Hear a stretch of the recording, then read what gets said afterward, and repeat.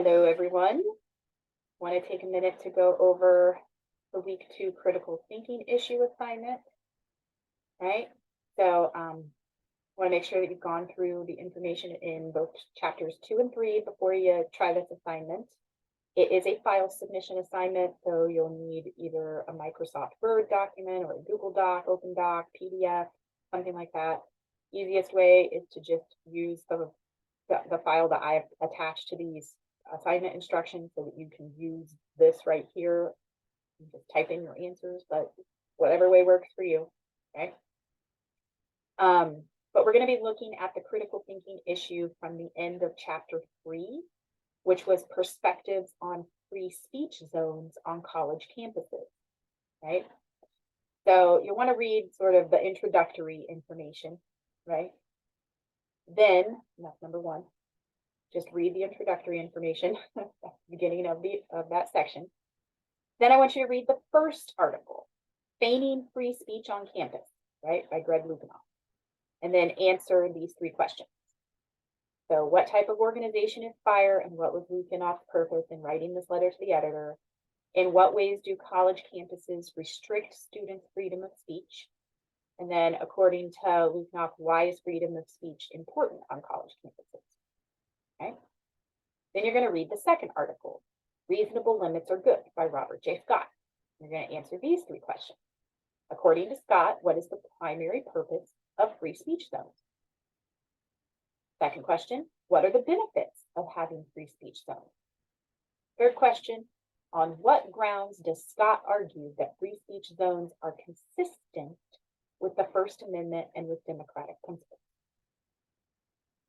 Then, after reading both selections, you're going to answer these 3 questions.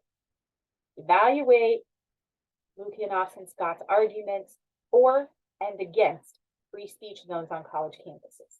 Evaluate which person made the stronger argument. That does not necessarily mean who do you agree with. Who made the stronger argument? Evaluate both of them.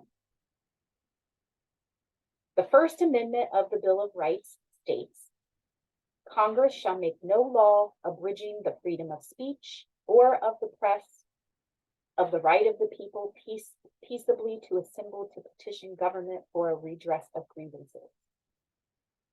Are free speech zones consistent with the First Amendment, as Scott argued, or do they violate it, as Lukianoff argued? So, you can explain yourself here by using their arguments, like if you up here in A, ask you to evaluate both arguments and to discuss which person made the stronger argument. Then you get down here to B and it's asking you, okay, what's your perspective then? Were you persuaded by one of them? Or did, because it's possible that you could say, I think both arguments were weak. And then have your own perspective down here in question B, right? But now it's your turn where you stand on the issue. All right. Well, it's not really how do you stand on the issue. Do you think it is consistent with the First Amendment or does it violate it? And then after having considered both sides and perhaps doing more research if you'd like, do you think there are any instances when freedom of speech should be restricted on college campuses? What about hate speech, inflammatory speech, or a display of symbols such as a swastika? Right? So what you say here and what you say here, if it contradicts, think about that. And it's okay if it does. It's things to think about. We're exploring, right? All right.